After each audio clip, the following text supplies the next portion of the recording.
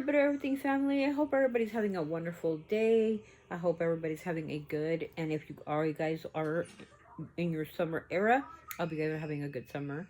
It's been pretty hot in California over the past couple days, so keep hydrated and keep being positive about the days that come. If anybody is going through struggles, we pray for you, and we pray that tomorrow is a better day for everyone. So, big changes are coming into the Little Bit of Everything family for this one. So, we have a big surprise coming for her this Thursday, so we'll be putting up a video on Thursday. The surprise is because, well, she's been doing really well in school, and she does help a lot with her older sister who has autism. So we decided to surprise her with something that she's been wanting, and we want to give it to her as her parents. So look out for that video, which will be the reveal video, and she's excited, and I'm excited for her because it's something that it's not that we weren't able to do it, it's just that we're working on other projects in the home, and we need to remove a lot of things from the home in order to start a new project. Yeah, so today we did a lot of cleaning in the home. So just taking a lot of things that we no longer need, also organizing, certain things here and there. I have a bookshelf in her bedroom that's actually mine because I'm a teacher, and so that needed to be reorganized. The closets need to be reorganized. A lot of things need to be thrown out, kind of things like that. That's what we did today. And so yeah, so today's video is kind of just keeping you updated on what we're doing. The surprise should be here on Thursday, and we should actually do the reveal after it's getting done, and then when it's finalized. Also letting you know that my dissertation and my doctoral journey is still happening. I am in my 7th week. That means that's 6 weeks to go. I get my first official review, and I'll let you know how that goes as well in a future video. Just know that the doctoral process is a very long process. It's lengthy. It's 4 years and about 10 years to get to it. So it's a long way. Doctoral writing is not what everybody thinks. It's like, oh, here's a degree. No, it's a lot of work, a lot of editing, a lot of reading, a lot of literature, a lot of knowledge. You got to be able to apply your knowledge into that. So know that it's not easy. It's not impossible, but it's not easy. As a first-generation college graduate and also as a first-generation doctor in the family, this is a big deal for me. And I was gifted this for doing my postmasters, because I did my postmasters. She was not gifted that. That's my remote. So it's really pretty. It's a little graduation cap for my postmasters, because I do have a master's in public administration, and I do have a postmaster's in educational leadership is what I focus on. So what is educational leadership? It's the ability to change education and leadership. So that's what it is. So on today's video, I don't know if we want to answer some of the questions that have been asked in the comments. Like, there's a few questions that were asked. Like, one were the questions, and I don't know if maybe we can put it up here, is like, can we put it up here? I don't know. I think maybe, yeah, I think we can. Like, one of the questions about autism, it's like, is it difficult having children with autism? Was one of the questions that was asked. And how do you handle 2 children on the spectrum, not 1?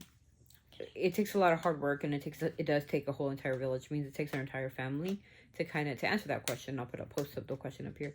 It takes a lot of dedication, and it takes a lot of hard work. There's a lot of sleepless nights. There's, backwards times where, like my daughter Emmy, who has to stay up with her older sister till like 7 o'clock in the morning, or 8 in the morning, where she hasn't slept, so she'll sleep from like 8 to 4 in the day, which is okay because we're in the summer, it's fine, but it can mess up your time clock. Yeah, and then it could mess up your schedule. Really and bad. I'm with her all the time, so we're kind of like working on it together. Then Daddy can sleep, and then sometimes we sleep and stuff like that. But it does kind of tamper with our time, and it does, time schedule. But eventually it'll rewind back when school starts again. Yeah. Is there any other questions that they've asked? I know they've asked about autism and how that works. Do the kids do, different things when they're like in summer? They do. They actually do speech therapy. Um, they do occupational therapy, and then they still have extended school year. So they do, some academics in there. Does it help them any? That's questions that it depends on each child. Like with Nicole, it's a lot easier for her to do and come back into class with no problem. Like with Savannah, there's a lot more regression. So it's important to understand that each child with autism is different from the other. So just because you know one person with autism doesn't mean anything. It means that you know one child with autism, because every autistic is different. So that's the questions that I could think off the top of my head. That I could think of, and why a lot. Oh, another question that was asked, and I want to put that out there is, how did I, or what were the connections with autism? Because I have 5 kids total, but why did only 2 come up with autism? Which is my oldest, not the twins, and then my little girl with scoliosis, and my youngest. There's a 20% or 80% chance of a boy having autism rather than a girl. And what's funny is I do have a boy, and he does not have autism. So what did the doctors tell me? And this is an informational post for people who want to know about autism. So when I got pregnant with my oldest, which was Savannah, they did the genetic testing and they did all that, because I wasn't young when I had Savannah. I was probably 26 when I got pregnant with my daughter. I decided to go at an older, when I finished whatever I had to finish at the time. And they told me that they didn't find any genetic abnormalities. So we thought it's going to be fine, right? Because you never think, like, you're going to have a child with autism or special needs. When she was born, she was a perfectly healthy child. There was nothing that I saw in her. The only thing was that she was really quiet, right? And she would dance, she would sing, and she was good up until she was about the age of 3. And as soon as she turned 3, her personality changed. And we noticed that she was not talking as much. She was not putting words together. She was kind of like not looking at me. She was kind of looking through me. She's really quiet. And when I would take her to the doctor, mind you, she was born in 2007. They would tell me that it was lonely child syndrome. And that's a diagnosis that everybody gets, okay? That it was generally because she was an only child. And I didn't have my next child 4 years later, which was Emmy and Nicole, my twins, right? So we didn't quite understand what that meant, but when Emmy was born, I thought, okay, well, maybe, maybe they're right, because she was only a one child, and I only had one, and not a lot of kids around her, and I worked a lot at the time, and so did her dad, so it's kind of, where does it fall, right? Well, when she was 5, I decided to have her neurologically tested, because she wasn't talking, she wasn't doing as other kids would, and it took a 6 or 7 panel of specialists and people to tell me that Savannah was on the severe side of the spectrum, which was really hard for us, because we were like, we did the testing, we did everything, like, why does she have this? And at the time, parents get scared, because we don't know what to do. Like, what happens when your child has that? When she can't go to the bathroom by herself, or she can't talk, or Nothing happens. No. They're very special kids. They just don't know how to behave.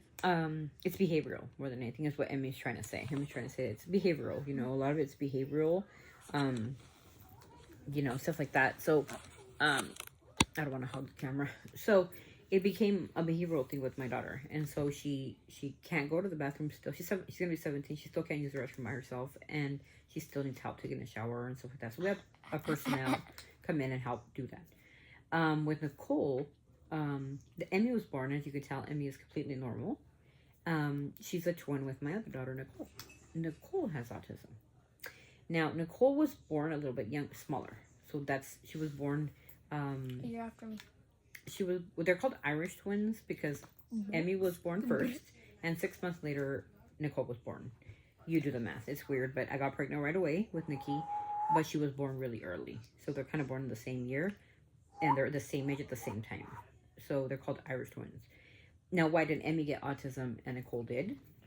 We think it had to do with the developmental in the uterus, where she didn't develop correctly, and I think that's why they diagnosed it as autism. But if you look at Nicole, She can read, she could write, she can It's go to the big. bathroom by herself, she can take a shower by herself. But when it comes to certain phobias, she has a lot of like phobias. A lot. And she doesn't understand certain things. So when you take something from her, she's like, she'll cry. Or Mm. when you say something, you're going to take something from her, she like has emotional outbursts. It's really different. Like I said, once you think you know a child with autism, it's not the same, right? They're different. It's not the same as a normal kid. Yeah, and she eats by herself, she can pick up after herself, she makes her bed by herself. It's like a normal child, she just has some emotional outbursts. And that's how it is. So that's how we found out, and my other three are completely normal. And so just that knick-knack about autism, you never know, what you're gonna get, because if it was a hereditary thing, a lot of people say, oh, it's hereditary, it's in your family. If that was the case, then all five of my kids would have it, right? So there wasn't the case. So later on, we found out that there was some factors to why, one of them had a severe, which we can't talk about, but we found out what the reason, and then the other one is because she was born too early. She didn't develop up here properly. So just a little knick-knack about autism and how our daily routine is. Our routine is simple. We get up like every other family. We make breakfast or lunch, whatever it is. We eat. We kind of clean everything. One thing about Nicole, my daughter with autism, is she's very articulate about having the house clean. Okay? It has to be clean. With my other daughter, Savannah, she loves to make destruction. She doesn't like organization. She hates it. And that's one thing that we kind of have to guide her and be like, oh no, Savannah, it's okay. Or you have to kind of guide her like, no, because she doesn't like things in order. She likes beds that are messy. And Nikki does not. Yeah, because Savannah's bed, she just has food all over and just blankets just thrown on the bed. Mm-hmm. So different, different things with autism. But so we just came on here to kind of give you guys a little glimpse into our family and kind of let you know what we go through, and everybody's different. Every family is different. That's why it's called a little bit of everything, because we are a little bit of everything. And we just wanted to come on here so you don't miss us too much and we don't miss out on too much. But on Thursday, look out for that video. Please subscribe, like, and comment. You guys, if you guys have any questions about autism or anything you want to ask us about it, or scoliosis, we are open to your questions. Please subscribe to our channel. We're just a cute, ordinary family with a lot of surprise for my kiddos. So, like, subscribe, comment, turn on that notification bell, watch us. And yeah, so we'll see you on the next vlog. And we're hoping and praying that you have a fantastic day. We're sending all our love and support. You guys have a wonderful night. Bye. Bye, guys.